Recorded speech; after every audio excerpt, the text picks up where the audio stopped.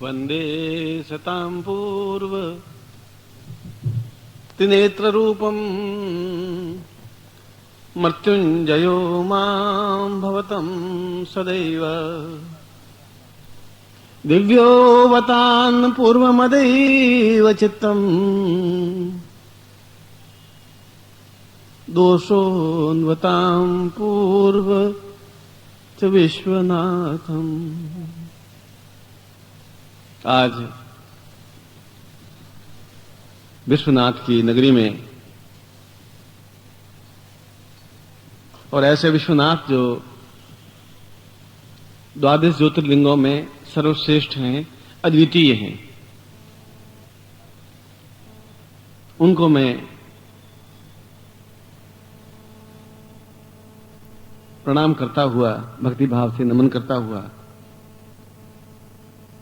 आप सब लोगों के लिए कल्याण कामना करता हूं कि वे आप पर कृपा करें, आप पर स्नेह करें और आपके जीवन से भय, दुख, दारिद्र्य, कष्ट, पीड़ा इस बार हमेशा हमेशा के लिए समाप्त कर ही दें। ऐसा ही मैं भगवान विश्वनाथ से आपके लिए कल्याण कामना करता हूं, आशीर्वाद देता हूं।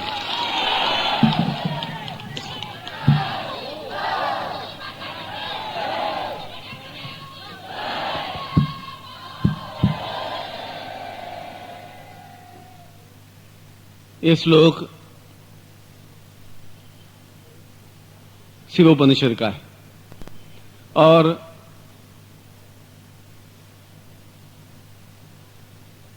आप जो मेरे सामने बैठे हैं, मैं आपके सामने बैठा हूं, यह हमारे जीवन का एक सौभाग्य है।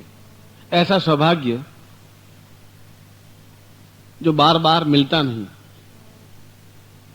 एक दूसरे से हम जुड़े हुए हैं, शरीर से भी, प्राणों से भी, आत्मा से भी और कई कई जन्मों के संस्कारों से भी।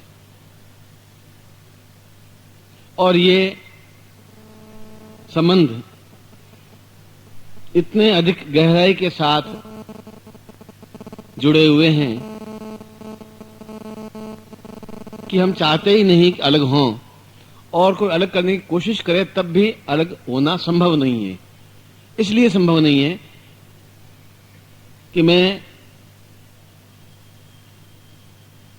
इन दिनों में कुछ ऐसी चेतना, कुछ ऐसा ज्ञान, कुछ ऐसी तपश्चर्या प्रदान करना चाहता हूं जिससे कि आप स्वयं तत्क्षण अनुभव कर सकें। प्रत्येक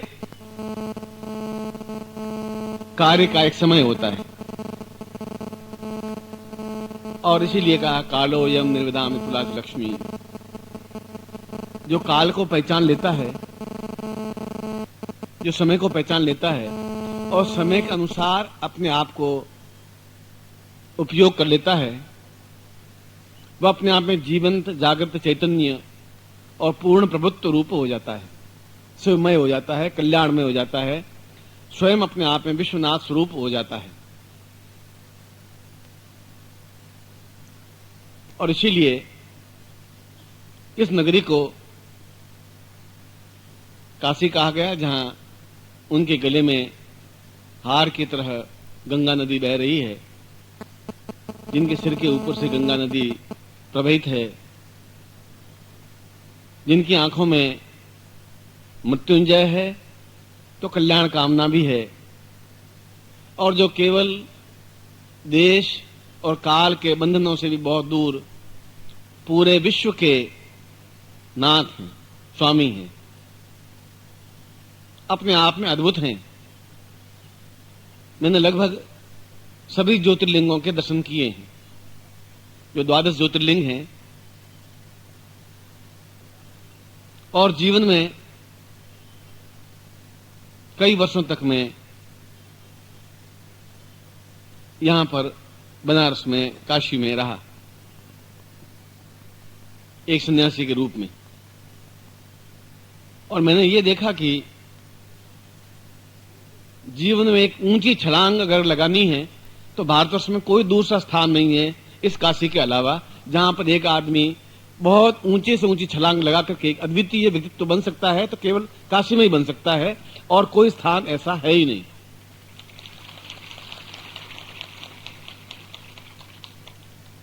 यहाँ उज्जैन भी है, मथुरा भी है, हरिद्वार भी है, तीर्थ स्थान तो लाखों हैं, सैकड़ों हैं। मैं कुछ स्थानों की अपने आप में विशेषता होती है। कुछ स्थान ऐसे होते हैं जिनका उपयोग साधक कर लेता है तो कर लेता है, और वो साधक तब कर सकता है जब उसका अटैचमेंट गुरु से होता है, विश्वास होता है। आपके मेरे बीच में एक संबल होता है, एक धैर्य होता है, एक अटूट श्रद्धा होती है, एक प्रेम होता है, एक अपनत्व होता है, एक ऐसा होता है कि कोई है जो मुझे सभी दुखों से मुक्त एक बार एक झटके में कर सकता है। और मेरे मन में भी आपके प्रति उतना ही प्रेम का एक गंगा प्रवाहित हो कि मैं एक बार में इनके मुरझाए हुए चेहरों को अपने आप में खुशियों से आह्लादित कर दूं, गुलाब के फूलों की तरह मुस्कुरा दूं, एकदम से जाजुल्यमान बना दूं। ये चिंता मुझ में भी रहनी चाहिए। आप सुबह से बैठे हैं, मैं जानता हूं, और मैं भी सुबह से बैठा था, ये मैं भी जानता हूं। मुझे भी यहां कोई दूसरा कोई कार्य था ही नहीं। सुबह जल्दी उठे, 5 बजे गए, गंगा स्नान कर लिया, घर आ गए। मगर उसके बाद भी इस समय को व्यतीत इसलिए किया कि मैं यदि कुछ प्रदान करूं, यदि कुछ दूं, यदि मुझ में कुछ पात्रता है, यदि कुछ योग्यता है, तो फिर आपके सामने सिद्ध करके दिखाऊं। तो चैलेंज की सवाल नहीं है। यहां तो अपने आप में एक अटैचमेंट है, एक प्यार है, और प्यार में गणित नहीं होता, हिसाब किताब नहीं होता, लेखा जोखा नहीं होता। वहां तो कहा और मान लिया। वो कहे और मान लें, कुछ कहें तो सही, कहें और हम फना हो जाएं। वह मुंह से बोले और हम अपने आप में पूर्ण रूप से उनको विश्वास दिला सकें कि हम आपके ही हैं। चाहे आप हमें मारिए, तोड़िए, पुचकारिए, प्यार दीजिए, स्नेह दीजिए, मगर कुछ ऐसा दीजिए जो हम दुनिया के सामने खड़े होकर कह सकें कि हम उन गुरु की शिष्य हैं जो अपने आप में अद्वितीय है और हम वैसे शिष्य हैं। ऐसा मैं भी चाहता हूं, ऐसा आप भी चाहते हैं।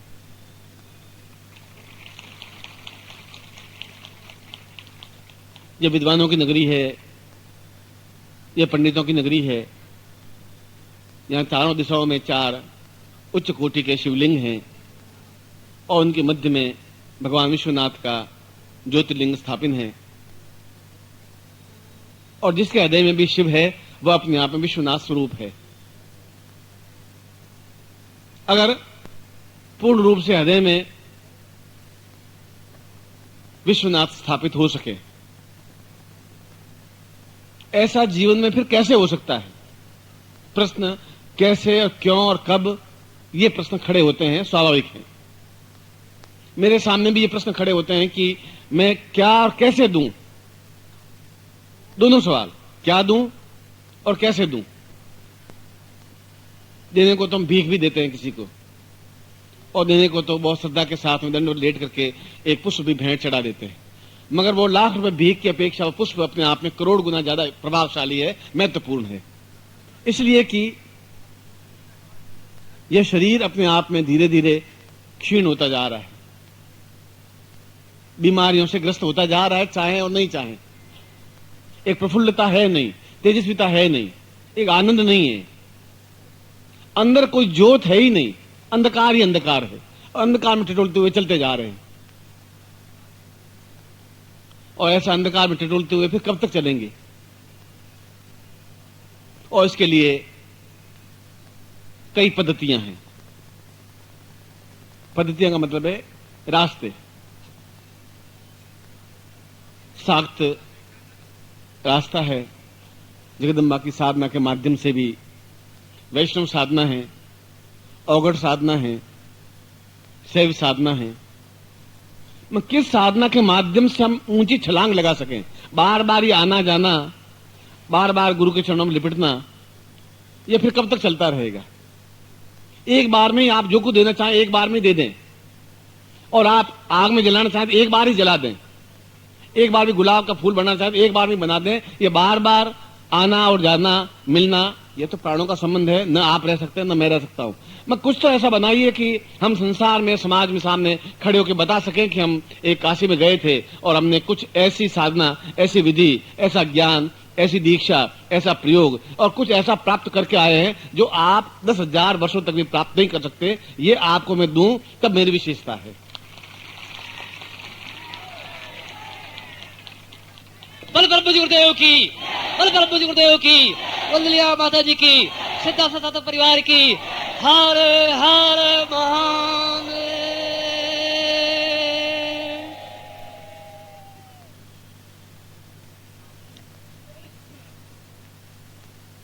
और ये जो उपनिषदों में, पुराणों में, पंडितों के मुंह से, ब्राह्मणों के मुंह से, यजुर्वेद के माध्यम से, सामवेद के माध्यम से ये पढ़ते आ रहे हैं, सुनते आ रहे हैं कि एक मनुष्य के शरीर में भी अपने आप में इतनी उच्चता प्राप्त हो सकती है कि एक कायाकल्प हो सकता है, पूरा शरीर परिवर्तन हो सकता है, अंदर एक पूर्ण, एक रोशनी, प्रकाश पैदा हो सकता है, कुछ ऐसी चीज बन सकती है जो अपने आप में अद्वितीय हो, चाहे उसके लिए तरीका कोई भी हो, मगर सही हो। यूं तो लोग शमशान में बैठ करके भी साधनाएं करते हैं। इस साधना में अवगढ़ साधना ऐसी है। चिता पर बैठ करके भी हजारों यहाँ के योगी यति इस गंगा में बहते हुए मुर्दों को लेकर के उसके सीने पर बैठ करके साधना किए। विशुद्धानंद जी और उसके पहले के लोगों ने आज से 50 साल पहले, 60 साल पहले, 70 साल पहले, और अपनी आंखों से मैं देखा है। मगर युग बदल गया है, अब वैसा संभव नहीं। किस लिए कि एक समाज के नियम है, एक देश के नियम है, एक यहाँ के प्रशासन के नियम है। तो उस समय योगी अपने आप में मस्त रहते थे और उनको साधनाएं जल्दी सिद्ध हो जाती थी, चाहे वह एक स्थान से दूसरे स्थान पर कुछ क्षणों में जाने की साधना, या सब कुछ जान लेने की साधना, या सब रोग को समाप्त कर लेने की साधना, या पूर्णता प्राप्त करने की साधना। मगर वे साधनाएं अपने आप में पूर्ण तांत्रिक साधना है। तो क्या तंत्र खराब है? यूं तो प्रत्येक चीज खराब है। एक आदमी राक्षस भी बन जाता है, एक आदमी देवता भी बन जाता है, आदमी वही है। एक चाकू सब्जी भी काट लेते हैं, एक चाकू, उसी चाकू से गला भी काट लेते हैं, चाकू वही है। मगर हम गृहस्थ हैं, हमारी पत्नी है, पुत्र है, बंधु है, बांधव है, कन्याओं की शादियां करनी है, मगर कुछ तो ऐसा हो कि इन 3 दिनों में हम एहसास कर सकें, और 3 दिनों में से आधा दिन तो चला गया, और प्रत्येक क्षण का अपने आप में मूल्य होता है, महत्व होता है। उस महत्व को हम चूक जाएं, इसलिए 3 बजे तक आने के पीछे मेरा उद्देश्य यह था कि ठीक समय पर मैं आपको समझा सकूं कि मैं कल एक दिन में आपको क्या क्या दे सकता हूं, कितना प्रदान कर सकता हूं। देने को तो 1 सेकंड भी बहुत बड़ी बात होती है। एक हृदय की तपस्या का अंश दिया और अपने आप में आप निहाल हो गए। एक क्षण लगा, एक ऊर्जा दी और आप अपने आप में एक छलांग लगाई, आकाश तक सिर आपका जाके लगा। उसके लिए कोई घंटों मंत्र जाप करने और माला फेरने से कुछ काम नहीं हो सकता। मगर हो तो जो कुछ भी हो वो अपने आप में अद्वितीय हो। गुरुदेव करें तो ऐसा करें। जब एक ही घिसी पिटी लाइन पर चल करके जीवन कब तक पार हो पाएगा? और मैं भी आपको घिसी पिटी लाइन पर चलने के लिए बाध्य नहीं कर रहा हूं, मैं भी ये नहीं सिखा रहा हूं, मैं भी आपको नहीं समझा रहा हूं, मैं भी आपको बनिया नहीं बनाना चाहता हूं, मैं आपको एक चवन्नी और अठन्नी का आदमी नहीं बनाना चाहता हूं। बनाना चाहता हूं तो शेर की तरह बनाना चाहता हूं। अगर मुझमें क्षमता है तो फिर मैं कुछ बता के दिखा सकूं। और काशी से उत्तम कोटि की कोई चीज है ही नहीं, क्योंकि काशी के बारे में कहा गया है कि विद्यात वदई ज्ञान पूर्णत्वमेवं अद्वितीय श्रेष्ठम भवितम सदैवम शैवोद्वदाम पूर्ण मदेव तुल्यम पूर्णोपि पूर्णोपि पूर्णोपि पूर्णः। यदि कहीं पूर्णता प्राप्त हो सकती है तो केवल काशी में ही हो सकती है। सब जगह करने के बाद में भी आदमी को काशी में आकर के पूर्णता ही प्राप्त हो सकती है। यदि पूर्णता प्राप्त हो सकती है तो केवल एक जगह है, इसलिए कि यहां के कण कण में हजारों हजार ऋषियों ने साधना की है, तपस्याएं की है। समय के प्रवाह में यहां झूठ भी आया, छल भी आया, कपट भी आया, दुकानदारी भी आई। ये तो समय का प्रवाह है। मगर समय का प्रभाव हम पर क्यों व्याप्त हो? समय का प्रभाव व्याप्त नहीं हो, इसके लिए जरूरी है कि उसको उस जगह पहुंचाए साधक को जहां अपने आप में शुद्ध पवित्र चैतन्य होकर के वह सब कुछ प्राप्त करने की क्षमता के साथ में खड़ा हो सके। सुबह स्नान करना क्यों जरूरी है? कोई जरूरत तो है ही नहीं स्नान करना आपको, इसलिए कि स्नान करने के बाद में हम एक पवित्रता अनुभव करते हैं। हम किसी साधना के लिए अपने आप में तैयार होते हैं, यदि किसी कार्य करने के लिए सन्नद्ध होते हैं, इसलिए स्नान आवश्यक है। यूं आप 2 दिन साधना स्नान नहीं करें तब भी कोई बहुत बड़ा परिवर्तन नहीं हो पाएगा, मगर उसके लिए तैयार हो जाते हैं जिसके लिए, चाहे ऑफिस जाने के लिए हो और चाहे साधना करने के लिए हो, चाहे मंत्र जाप करने के लिए हो। और हमारे जीवन में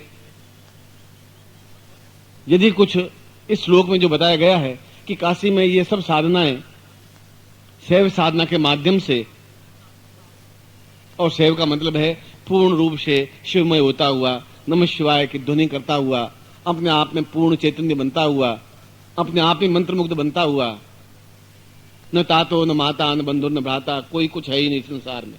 जब जाएंगे तब फिर उस संसार में उससे जुड़ेंगे मगर कुछ अजीब से जुड़ेंगे, अजीब तरीके से जुड़ेंगे, नवीन तरीके से जुड़ेंगे। उनको कुछ एहसास होगा कि कहीं से आया है ये व्यक्ति, गया तो कुछ और था, आया तो कुछ और है। यह कुछ और होने की क्रिया के लिए कुछ ऐसा ज्ञान, कुछ उस शैव साधना के माध्यम से, उस औगढ़ साधना के माध्यम से, उस तंत्र साधना के माध्यम से, उस चैतन्य साधना के माध्यम से, जो किसी का अहित नहीं कर सके मगर अपने आप को बहुत ऊंचाई पर उठा सके। क्योंकि हमारे जीवन में समस्याएं कुल भौतिक देखी जाए तो 4-5 समस्याएं। बीमारी की समस्या है, मृत्यु की समस्या है,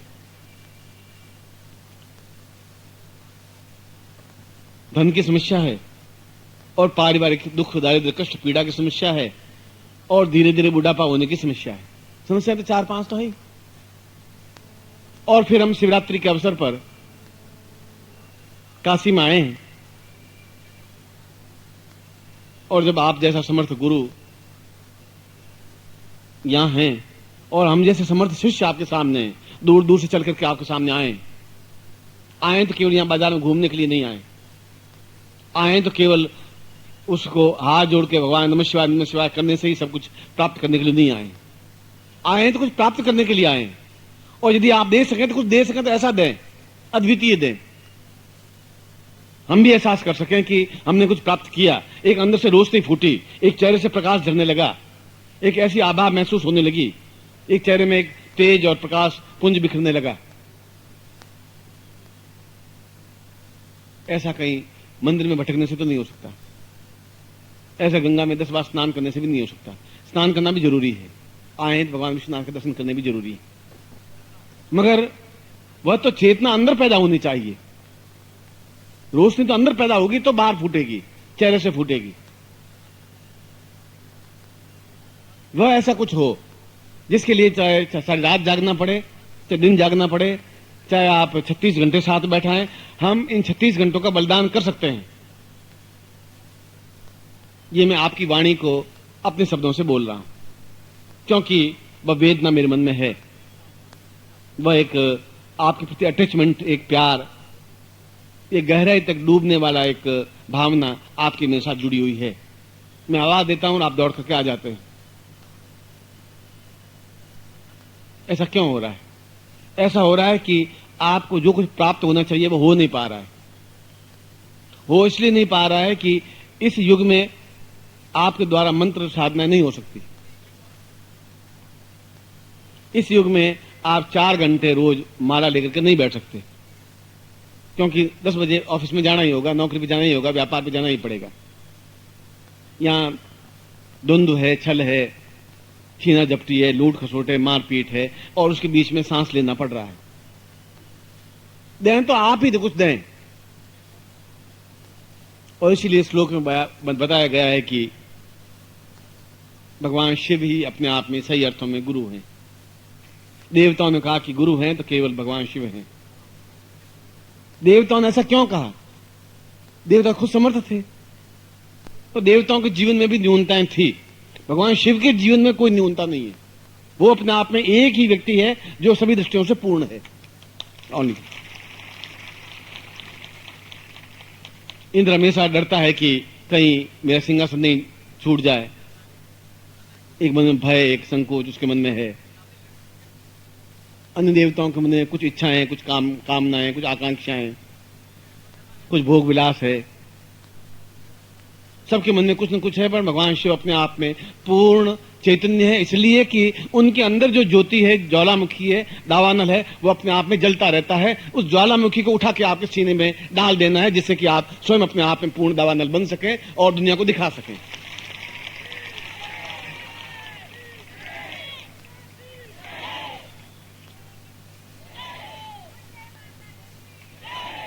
और इस बार भी अगर ऐसा नहीं हुआ तो फिर कभी नहीं हो पाएगा, क्योंकि आपने देखा होगा पिछले साल भर में कि 100 अगर शिविर लगते हैं तो मैं केवल 5 शिविरों में जाता हूं, बाकी 100 के 100 शिविरों में जाता था। अब 95 शिविरों में जाता ही नहीं, 95 शिविरों में तो जाता ही नहीं। धीरे धीरे ये रास्ता भी बंद कर दूंगा, मगर उससे पहले आपको अपने आप में उतना अद्वितीय बना करके फिर छोड़ूंगा। मजदार में आपको नहीं छोड़ पाऊंगा, ऐसा संभव नहीं है।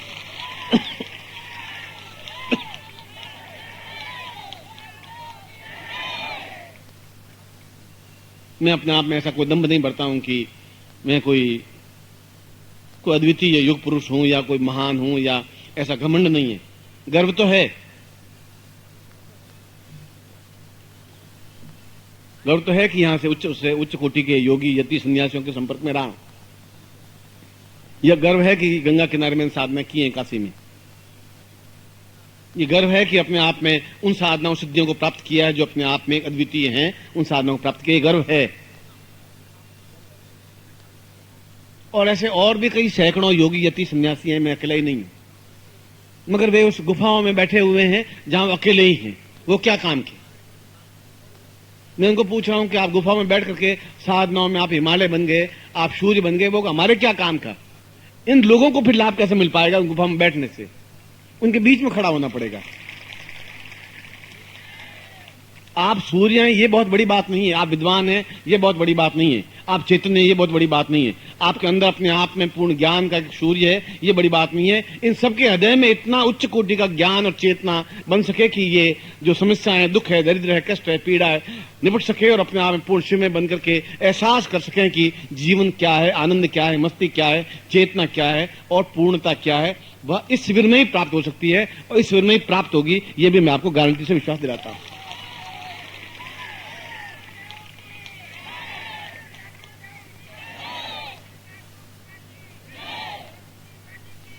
मगर ये कार्य कुछ नवीन पद्धति से होगा, नए तरीके से होगा। जिस तरीके से आज तक आप करते आ रहे हैं उस तरीके से संभव नहीं हो पाएगा। एक्सपेरिमेंट किया आप पर, इनको साधनाएं दूं, इनको मंत्र दूं, इनको ज्ञान दूं, और टेस्ट करने के बाद भी लगा कि अभाव फिर भी बना रहता है। कमी मुझ में नहीं थी, कमी आप में भी नहीं थी, कमी इस युग में है। युग बदल गया है तो आपको बदलना ही पड़ेगा। एक दिन ऐसा समय था 60 साल पहले कि यहां पर ताले लगाते ही नहीं थे।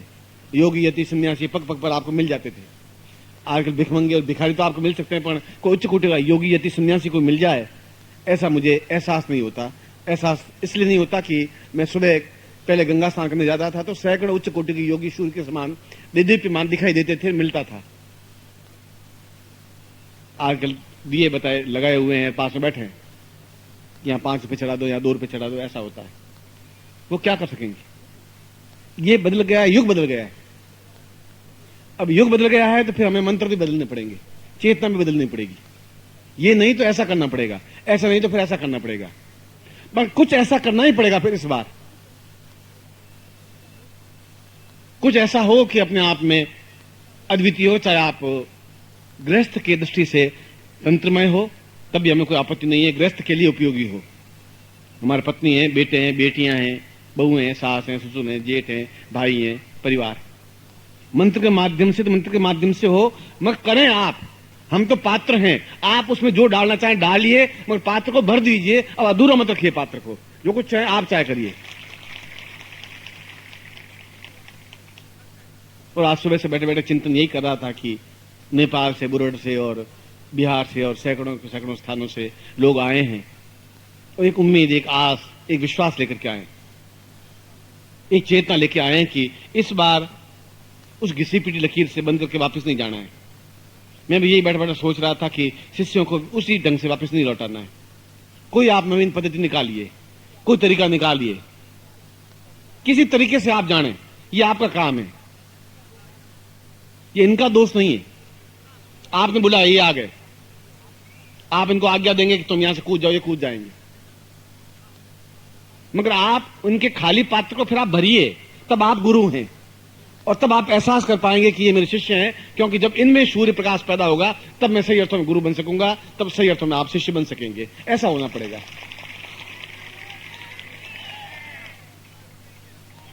ये दर्द, ये एहसास, सुबह से यही चिंतन चल रहा था, यही विचार चल रहा था। इसके लिए दो ही तरीके हैं। एक तरीका तो यह है कि आपको मैं साल 2 साल की तपस्या दूं, साधना दूं, मंत्र दूं और आप करें, तो ऐसा आपके द्वारा संभव नहीं है। आप किसी के द्वारा संभव नहीं है, क्योंकि समय इतना इजाजत नहीं देता, आपको आज्ञा नहीं देता, अनुमति नहीं देता कि 2 साल तक माला फेर सके। तो फिर दूसरा रास्ता यह है कि आपके पास जो है, जब आप पूर्णता कह रहे हैं तो उस पूर्णता में पूर्णता मिला दें, तभी पूर्णता बनेगी। उस पूर्णता में से पूर्णता निकाल दें, तभी पूर्ण ही रहेगा। पूर्ण का मतलब यही है, उसमें जितना निकाल दें तभी पूर्ण ही बने रहेगा।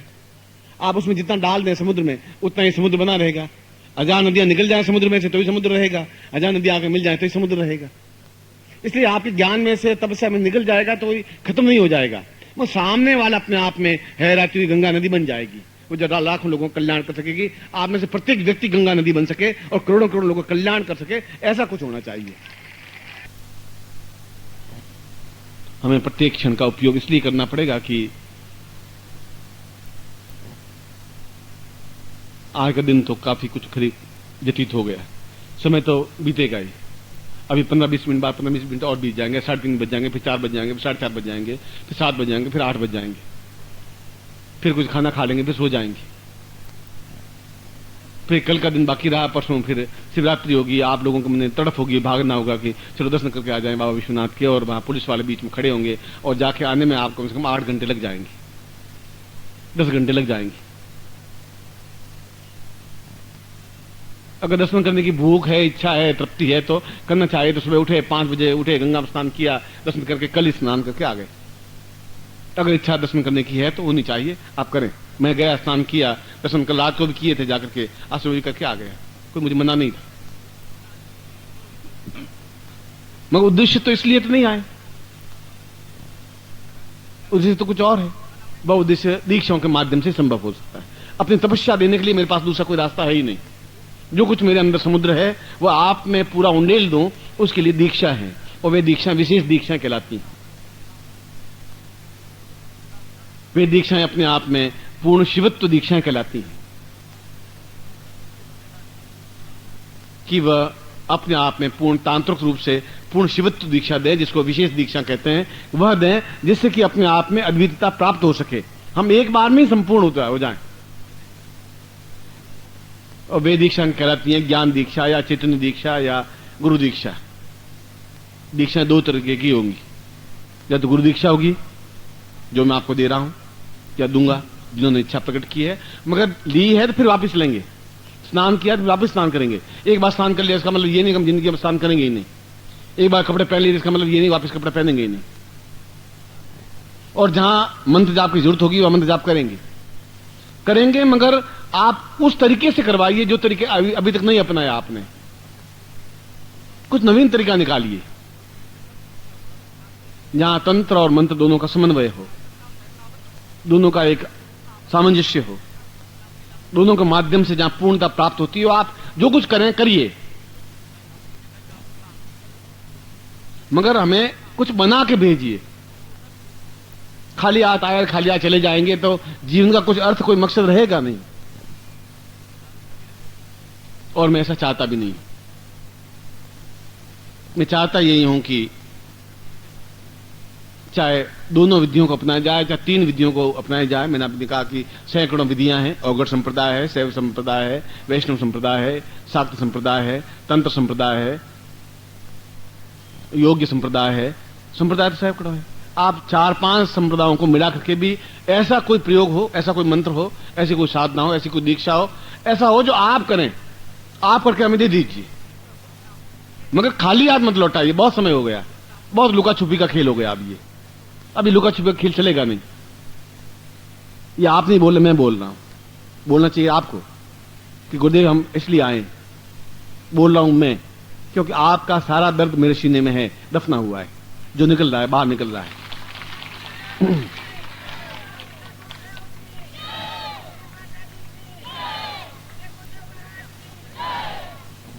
इसलिए इस प्रकार की साधना को महामृत्युंजय साधना कहते हैं। मृत्यु का मतलब है दुख। मृत्यु का मतलब कोई समाप्त नहीं होना। समाप्त होना तो अच्छा है, आए खत्म हो गए चले गए, अब अर्थी के आगे तो कोई खड़ा होगा नहीं, जो कुछ हो गया ऐसा बीत गया, पत्नी अपनी जगह, बेटे अपनी जगह, जो हो गया सो हो गया। ये मृत्यु नहीं है। मृत्यु ये है जो हम बार बार बीमारी से दुख पा रहे हैं। मृत्यु ये है जहां कर्ज हमारे ऊपर है। मृत्यु ये है जहां घर में जवान लड़की बैठी शादी नहीं हो रही है। मृत्यु ये है जो हरदम भयग्रस्त हैं। मृत्यु ये है जो हम तिल तिल करके जलते जा रहे हैं। मृत्यु ये है जो हमें पूर्णता प्राप्त नहीं हो पा रही। मृत्यु ये है जो भगवान के दर्शन नहीं हो पा रहे हैं। और मृत्यु ये है कि हमारे अंदर वह कलश स्थापन नहीं हो रहा, जिसको अमृत कलश कहा जाता है, तो भगवान शिव अंदर स्थापन नहीं हो पा रहे हैं, अपने आप पूर्णता प्राप्त नहीं कर पा रहे हैं। वह दर्द है, वह दुख है, वह समस्या है, वह तकलीफ है, वह पूर्णता है। यह मृत्यु है। और मृत्यु पर विजय प्राप्त करने की साधना तो केवल भगवान शिव के चरणों में ही हो सकती है। करेंगे और उनको करना ही पड़ेगा। इसलिए क्या करना पड़ेगा कि महामृत्युंजय है और मंत्राधीनाश्च देवता, देवता मंत्रों के अधीन है। और फिर ये तो चैतन्य दिवस है। इस समय तो 24 घंटे भगवान शिव तो पूर्ण जागृत हैं, चैतन्य हैं। और कुछ तो उन्होंने मुझे ज्ञान दिया, चेतना दी होगी कि मैं ऐसे शब्द आपके मुंह से निकालूं, आपके सामने प्रकट करूं। कुछ तो कहा होगा, कुछ तो चेतना हुई होगी। और ऐसी साधना को महामृत्युंजय साधना कहते हैं। मृत्यु नहीं, महामृत्यु। और भी आने वाले समय में कष्ट न हो ही नहीं हमें, जैसे खुल करके काम कर सकें, खुल करके अपने जीवन की इच्छाओं को पूर्ति कर सकें, खुल करके कायाकल्प कर सकें, खुल करके अपने आप में पूर्ण समृद्ध बन सकें, और खुल करके साधनाएं संपन्न कर सकें, भगवान के दर्शन कर सकें, चैतन्य में बन सकें। ये महामृत्युंजय साधना कहलाती है। और इसके साथ साथ गुरु दीक्षा। आप में से प्रत्येक व्यक्ति, जब इतना अगर मैं कह रहा हूं तो फिर आपको भी मेरी आज्ञाएं पालन करनी पड़ेंगी। यह भी आपको बता देता हूं। अगर आज्ञा दूंगा तो केवल अकेला आदमी मैं ही दूंगा, और दूसरा कोई आज्ञा नहीं दे सकेगा आपको। आप दूसरे की आज्ञा मान भी नहीं सकते, मानेंगे ही नहीं। सिर झुका तो एक जगह ही झुकेगा, 10 जगह झुकेगा ही नहीं। या तो भगवान के सामने झुकेगा या गुरु के सामने झुकेगा। झुकेगा, आप काट लें मगर दें हमें। और इसके लिए फिर प्रत्येक व्यक्ति को साधक बनना पड़ेगा। मूलचंद खत्री बनना नहीं पड़ेगा। हरिराम बनने से काम नहीं चलेगा, साधक बनना पड़ेगा। फिर आपको फिर प्रत्येक व्यक्ति को गुरु दीक्षा वापस लेनी पड़ेगी, जिसको सांकरी दीक्षा कहा जाता है। गुरु दीक्षा आपने ली है, मैं जानता हूं, आपको मैंने गुरु शिष्य बनाया है, आप मेरे हैं। फिर सांकरी दीक्षा लेनी पड़ेगी। और फिर आज के दिन क्यों? आज एकादशी है, और एकादशी से त्रयोदशी तक भगवान शिव प्रत्येक क्षण अपने आप में चैतन्यमय बनते हैं। और वह मूर्त करीब 3 बजे के आसपास आया। मैं 3 बजे आपके पास आया। मैं 11 बजे भी आ सकता बैठा था। मैं कौन सा फूलों की सजी हुई थाली में बैठ के आया हूं। उन्होंने पूरे की थाली और पूरा हार वार सजा करके गाड़ी बनी। मैं तो अपने पास गाड़ी रहने दे, मैं अपने लड़कों के पास जा रहा हूँ, मुझे लड़कों के पास जाना है, क्योंकि मुझे जो कुछ करना है उनको मैं गाड़ी में बैठ कर जाऊंगा और वो पैदल चल के आएंगे, ऐसा मुझे गाड़ी तुम्हारी अपने पास रखने दे। वो गाड़ी सजी हुई वहां पड़ी है, बगी जुती हुई पड़ी है, वो बैंड बाजा खेत में बैंड बैठा पू पू बजा रहा है बैठा हुआ, अभी भी खड़ा है कि गुरुदेव आप बैठे, मैं तुम बैठो, मैं भी आ रहा हूँ वापिस। तुम तब तो पूंगी बजाते रहो अपनी, तुम्हारे तो तनख्वाह लेनी, तनख्वाह ले लेना तुम। लड़के वहां बैठे, मैं यहां बैठा हूं, मेरे बग्गी में बैठने से मुझे मिलेगा क्या? कब तक मैं उनको बैठा रखूंगा? प्रत्येक क्षण मेरे लिए भारी हो रहा है। एक क्षण मुझे उनको कहना है, समझाना है, ज्ञान देना है, चेतना देनी। इसलिए महामृत्युंजय प्रयोग करूंगा तो आज रात्रि को करूंगा। रात का मतलब है 7-8 बजे के आसपास। मैं भी छोड़ूंगा आपको, क्योंकि सुबह बैठे बैठे थक गए होंगे, स्वाभाविक भी है। और प्रत्येक व्यक्ति को वापस सांकृत दीक्षा दूंगा, जिसको गुरु दीक्षा कहते हैं। गुरु का मतलब है कि आप गण हैं और गुरु शिवमय है। शिव नहीं है, मैं ऐसा अहंकार कर नहीं रहा हूं, मैं शिव हूं, शिवमय हूं, हृदय में शिव स्थापन है। कितनी भी चिंताएं आती हैं तो मैं निश्चिंत रहता हूं, आएंगी पास में से निकल जाएंगी। सैकड़ों बार आलोचनाएं होती हैं, गालियां होती हैं, पास निकलती रहती, मैं इस बात की परवाह करता ही नहीं है, न भगवान से भी परवाह करता। जो कुछ हो रहा है हो रहा है, वो अपनी धुन में मस्त है, मैं अपनी धुन में मस्त हूं। मगर अपने गणों के लिए पूर्ण रूप से कटिबद्ध हैं, मैं अपने शिष्यों के लिए पूर्ण रूप से कटिबद्ध हूं, एक एक शिष्य को तैयार करने के लिए कटिबद्ध हूं। ऐसे को सामान्य दिनों में गुरु दीक्षा कहते हैं, इन 3 दिनों में सांकृत दीक्षा कहते हैं। 2 सामान्य दीक्षा के जैसी होती है। और विशेष दीक्षा कहलाती है पूर्णत्व दीक्षा। और पूर्णत्व दीक्षा का मतलब है कि हमारे अंदर का पात्र तैयार हो जाए, पूर्ण बन नहीं जाए। पूर्णत्व का मतलब ये नहीं कि हम एकदम से पूर्णत्व बन गए, हमें लेने के लिए कुछ तैयार हो जाए, झोली फटी हुई नहीं हो, मैं डालूं और झोली में से निकलता रहे, उससे कोई फायदा भी नहीं होगा, उल्टा मुझे दुख होगा कि मैंने दिया ही क्यों। भिखमंगे को 5 रुपए देना ही बेकार है अपने आप में। इसमें भगवान के मंदिर में 5 रुपए चढ़ाने बहुत अच्छे हैं। इसलिए पूर्णत्व का मतलब है मैं तैयार हूं, आप कल जो कुछ देना चाहें आप दें, एक बार दें, 12 घंटे बिठाएं, 20 घंटे बिठाएं, सारी रात बिठाएं, पर बिठाएं, करें। और ये दीक्षा के माध्यम से संभव है। 3 बातें संभव हुई।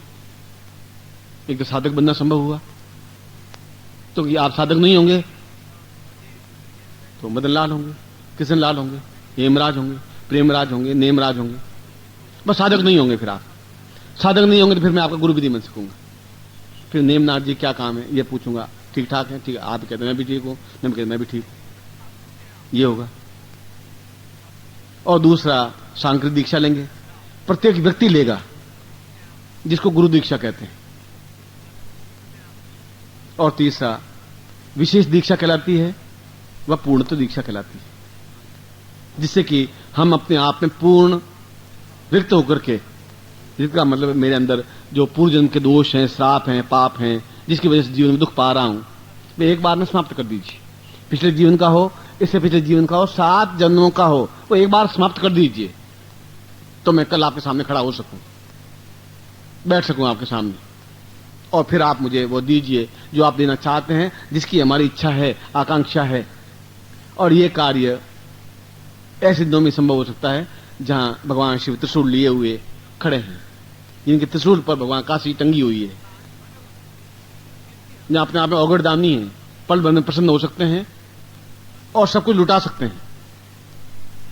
जो शमशान में बैठे हुए हैं तो भगवती लक्ष्मी उनके चरणों में बैठी हुई है पार्वती के रूप में। ऐसा नगर, ऐसी नगरी अयोध्या, मथुरा, माया, काशी, कांची, अवंतिका, पुरी, द्वारामती चैव सत्यताम मोक्षदायिका। उन मोक्षदायिकी पुरियों में एक काशी भी है। मोक्ष का मतलब है सब बंधनों से मुक्त हो जाना, सब समस्याओं से मुक्त हो जाना, सब समस्याओं से हट जाना। और हम भी इन समस्याओं से उलझे हुए बहुत दुख पा चुके हैं। अब हमसे ये सहा नहीं जाता है, अब दुख झेलने की क्षमता नहीं रही है, क्योंकि अब तो धीरे धीरे मृत्यु नजदीक आती जा रही है। फिर क्या दिन होगा? और आपके सामने, आंखों के सामने अगर हमारी अर्थी निकल जाएगी तो फिर आप गुरु क्या बने, हम शिष्य क्या बने, फिर मुझे भी धिक्कार है, फिर आपको भी धिक्कार है। ऐसा नहीं होना चाहिए, ऐसा होगा भी नहीं।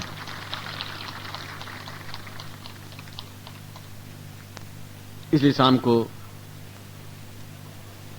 वह प्रयोग संपन्न करवाऊंगा जिसको महामृत्युंजय प्रयोग कहा गया है, और सांकृतिक दीक्षा दूंगा प्रत्येक साधक को, जितने यहां बैठे हैं और साधक हैं। हरिराम, मदनलाल, भूमराज, धूमराज के नाम से नहीं, हम क्षत्रिय हैं, हम राठौड़ हैं, ये मुझे ऐसा नहीं चलते। साधक नहीं, साधक। और फिर विशेष दीक्षा पूर्णत्व दीक्षा है, जहां हम कल आप जिस तरीके से रात को दें 12 बजे दीजिए तो हम तैयार बैठे, 1 बजे दीजिए हम तैयार बैठे। ऐसा क्षण हो कि भगवान सिर्फ स्वयं यहां सामने खड़े हो जाएं और हम दर्शन कर सकें। ऐसा क्षण उपस्थित कर दीजिए जहां हमें जीवन में आनंद आ सके, पूर्णता आ सके, चित्तता आ सके।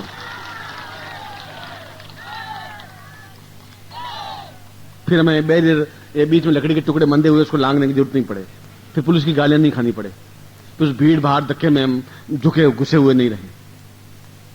करवाइए तो आंख बंद करके सामने विश्वनाथ बैठे हो, ऐसा कुछ दीजिए हमें। जब भी आंख बंद करें भगवान विश्वनाथ प्रत्यक्ष मुस्कुराते हुए लक्ष्मी के साथ में बैठे हुए हों, गणपति के साथ में बैठे हुए हों और कार्तिकेय के सामने बैठे हुए हों। कुछ ऐसा करें। और कुछ ऐसा करने के लिए मैं आपके सामने इस काशी में आया हूं। मैं आया था 4 साल पहले भी यहां पर शिविर लगाने के लिए, इस बार भी आया। आगे तो जैसे भगवान की इच्छा होगी। मगर ये दिन, तीनों दिन, आज एकादशी, कल द्वादशी और परसों शिवरात्रि त्रयोदशी, ये तीनों दिन अपने आप में, प्रत्येक क्षण अपने आप में जीवंत जागृत चैतन्य और पूर्णता प्राप्त दिए हुए हैं। जिस कार्य में जो भी कार्य करें, इंतजार करते रहते हैं योगी यति सन्यासी कि ये ऐसे दिन प्राप्त हों, क्योंकि पूर्ण व्यक्ति एक ही है, देवता है, भगवान शिव ही है। जहां हम स्वयं शिव में बन सकें, कोई निश्चिंतता प्राप्त हो सके, निर्भीकता प्राप्त हो सके, शेर की तरह घूम सके, कायाकल्प हो सके, वृद्धता बुढ़ापा हमारे सामने आ नहीं सके, मृत्यु तो लाखों मील दूर की बात है, ऐसा कुछ हो सके।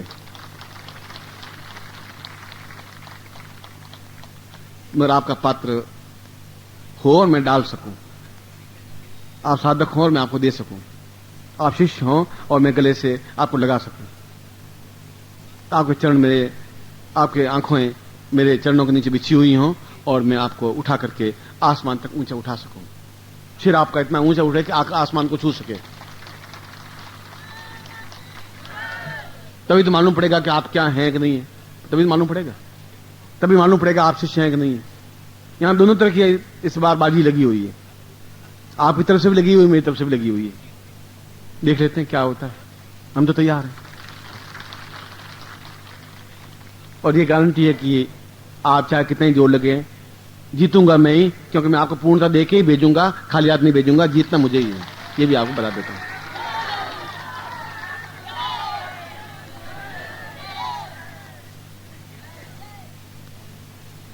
मैं एक बार फिर आप सबको, यहां के आयोजकों को भी, यहां के पत्रकारों को भी, यहां के निवासियों को भी और यहां के कण कण को भी मैं प्रणाम करता हुआ और भगवान विश्वनाथ की आशीर्वाद को आपके ऊपर अमृत वर्षा करता हुआ ये साधना संपन्न आज रात को, कल दिन भर, कल रात को भी, परसों ऐसा प्रदान करूंगा। तब तक जब तक आप शिष्य हैं, जब तक आप साधक हैं। जब आपके मन में भ्रम आया, वहां आपके मेरे संबंध टूट गए। ये तार टूट गया तो फिर बोलूंगा तो मेरी आवाज आप तक नहीं पहुंच पाएगी। बीच में एक थोड़ा सा तार टूटने की जरूरत है। जहां आपके मन में भ्रम आया, वहां आपके मेरे बीच में कुछ संबंध नहीं रह पाएगा। मैंने कहा और आपने किया, बस एक इतनी क्षण की देर होनी चाहिए। संन्यास जीवन में था तब मैं, मेरा शिष्य बनना अपने आप में उन योगियों के लिए गौरव की बात होती थी। एक हिमालय में एक चर्चा का विषय बन जाता था कि निखिलेश्वरानंद ने एक शिष्य बनाया है, और लोग 2-2, 3-3 साल, 4 साल पीछे भटकते रहते थे कि आप हमें एक बार दीक्षा दे दें, एक बार शिष्य बना दें। और एक व्यक्ति 3 साल तक पीछे, जहां भी जाता, केदारनाथ जाता तो पीछे, अब तो बसें बन गई हैं तो पैदल जाते थे, बदना जाए तो पीछे, और 3 साल तक बराबर पीछे घूमता रहा। वह मुझे देखता, मैं उनको देखता और मैं उनकी परीक्षा लेता। गुरु की परीक्षा लेने के तरीके कई तरीके होते हैं। वह क्लास में बैठ के परीक्षा नहीं ले जाते, चलते फिरते उठते बैठते आज्ञा देते हुए लेते हुए परीक्षा ली जाती। एक बार बद्रीनाथ के पास में एक गंधर्व पर्वत है और उसके पास नर नारायण पहाड़ है, पर्वत है। उस पहाड़ की चोटी पर हम बैठे हुए थे और 50-60 शिष्य और बैठे हुए थे और वह भी, उनका गुरुदेव 3 साल हो गए आपकी दीक्षा के लिए तरसते हुए।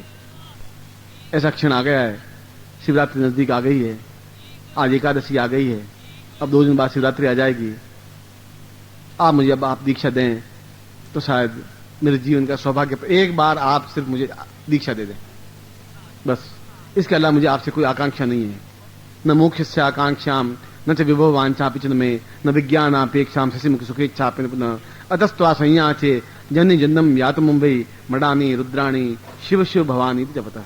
मैं केवल गुरु गुरु शब्द जपते हुए मेरे प्राण निकल जाएं तभी चिंता नहीं, मगर एक बार मैं हिमालय की कण कण में गूंज सके कि मैं आपका शिष्य हूं, यह कहला सकूं, बस इतनी इच्छा है।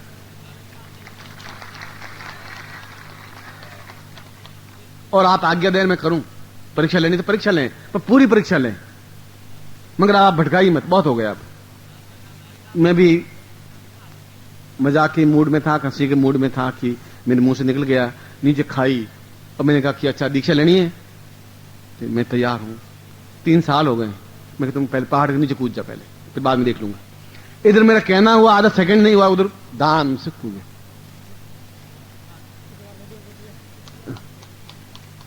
कूद गया और मैं अचंभे में हो गया। मैं कहा इतनी नीचे खाई गिरी, ये तो खत्म हो गया होगा, मुश्किल हो गया होगा। सब शिष्यों को दौड़ाया, योगियों को जो पास में बैठे थे 50-60, मैं तुम लेके आओ जहां से भी हो उसको। उसमें उसी साधना में रात दिन 24 घंटे लगा रहता था।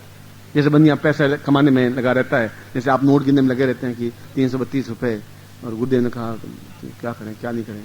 उस एक बनिया था, वो बनिया शिव जी के मंदिर में गया और मंदिर में जाकर के पीछे भीड़ और वो जेब में हाथ डाले हुए यूं करता है। उसने कर क्या रहे हो तुम, 1 घंटा हो गया, तुम मतलब जो कुछ करना 10 करना, चढ़ा खत्म कर। उसने चढ़ा पैसे बहुत हैं पर 5 पैसे का सिक्का देख रहा हूं, वो 5 सिक्का आवे तो मैं डालूं बस। कोई 8 नहीं मिल रही, कोई 54 नहीं मिल रही है। आप भी हाथ डाले हुए बैठे हैं कि करें क्या करें कैसे करें, होगा कुछ नहीं, सिक्का डालने से काम नहीं चलेगा। करना है तो एक बार में कर लेना है। 5 रुपये नोट निकले 5 पे चढ़ा देंगे, 2 रुपये नोट 2 रुपये चढ़ा देंगे, और 5 पैसे के सिक्के को ढूंढते रहेंगे तो एक पीछे भीड़ धक्का लगेगा, फिर आप वापिस घर पहुंच जाएंगे।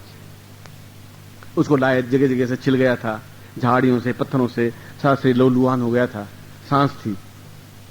फिर उसको मस्त संजीवनी विद्या के माध्यम से जो शुक्राचार्य ने प्रणीत की थी, तो आपको मेरे साथ रहे नहीं ज्यादा, आए और गए, बस एक राहगीर की तरह बने। आपका मेरा संबंध ऐसा ही रहा कि आप एक रास्ते पे चलते हुए मिल गए, फिर आपके रास्ते से बदल गए, ऐसा कुछ हुआ।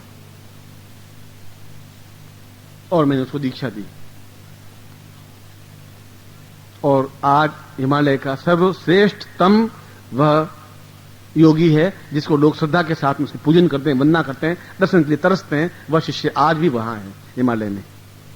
इतना उच्च कोटि का योगी बन सका, इस बात का मुझे गर्व है। इस बात की बात प्रश्न उठा रहा था कि मैंने कहा और उसने किया, बस उससे मुझे लाभ नहीं हुआ, उसका शरीर लहूलुहान होने से मुझे कोई फायदा नहीं पहुंचा, मगर उसके मन की एक इतनी तीव्रता थी कि बस ये कहे मैं कर दूं। फिर ये सोचना कि गणित नहीं करना, मेरे गणित करने का हिसाब नहीं है, समाप्त हो जाएंगे समाप्त हो जाएंगे, और कौन से बाकी रहे, आज नहीं होंगे, 10 साल बाद हो जाएंगे, 5 साल बाद हो जाएंगे। सैकड़ों यहां पर, कल भी गंगा के घाट पर घूमने गया था तो यहां कोई घाट था, मुझे याद नहीं है, दशाश्वमेध घाट था, 10 चिताएं जल रही थी। मैंने ये किया कि यहां पर चिताएं जलती ही रहती हैं हरदम, आदमी मरता ही रहता है, समाप्त होता ही रहता है, कब किस समय आदमी खत्म हो जाएगा कुछ पता नहीं चलता। मगर कोई जगह ऐसी हो जहां मर नहीं सके, हम मृत्यु को परे धकेल सकें, वह साधना हो, वह ज्ञान हो, वह चेतना हो, और वह काशी में ही प्राप्त नहीं हो पाएगी तो कहीं नहीं प्राप्त हो सकती। शिवरात्रि के अवसर पर प्राप्त नहीं हो सकी, कहीं नहीं प्राप्त हो सकती। वह तो मेरे कहने की बात हो और आपको करने की बात हो, आपको मांगने की बात हो, मेरे देने की बात हो, दोनों का आपस में तालमेल होना चाहिए, और ये तालमेल है। आप में एक आज्ञा पालन करने की भावना है। मैंने यहां का आयोजकों में देखा है, आपने भी देखा है, 1000 बार देखा है, और मेरे मन में भी यही भावना आई कि मुझे आपको देना है तो फिर देना ही है। उस कंजूस की तरह उस पोटली को दबाए हुए घूमते रहने से कोई फायदा नहीं होगा। उसकी गुफा अच्छी थी केदारनाथ की, वहां बैठा हुआ था, साधना कर रहा था, उससे क्या फायदा मेरा होता? नहीं पत्नी होगी, नहीं पत्नी होगी, बेटे नहीं होंगे, नहीं होंगे, कौन से मतलब वहां प्रलय हो गया, महाकाल है। मैंने 5 बच्चे पैदा किया, आपने 10 8 बच्चे पैदा कर लिए, आप मुझसे ज्यादा ऊंचे हैं, इसमें कौन सी बड़ी बात होगी? ये जीवन की आकांक्षा थी भी नहीं, ये जीवन की इच्छा थी भी। अगर ये होती तो मैं सन्यासी बनता ही नहीं, जंगल की खाक नहीं छानता, भटकता नहीं। वह तो एक समय की बात, एक फेज है, इसलिए मैं समय आपका ज्यादा नहीं ले रहा हूं। पहले मैं आपको दीक्षा दे रहा हूं, जिसको गुरु दीक्षा कहते हैं, और उसके बाद विशेष दीक्षा दूंगा। उसके बाद मैं आपको फ्री कर दूंगा। फिर मैं 7 बजे आऊंगा, फिर मैं महामृत्युंजय प्रयोग करवाऊंगा, फिर अगला प्रयोग समझाऊंगा कि रात्रि को क्या करना है, फिर आरती करूंगा, फिर आप जो कहेंगे वह करूंगा, और सारी रात आप जो कहेंगे अब 3 दिन वही करूंगा। मैं अपनी तरफ से कुछ करूंगा नहीं, मैं आज्ञा दूंगा, आप करते रहेंगे, बस खत्म। और कुछ बीच में कुछ है ही नहीं। तो आपकी बात अब नहीं मानूंगा मैं, बहुत हो चुका, आपकी बात मानते मानते दुखी हो गया हूं मैं तो खुद। हर बार आप आते हैं और वापस घिसट करके चले जाते हैं, ऐसा नहीं चल सकता।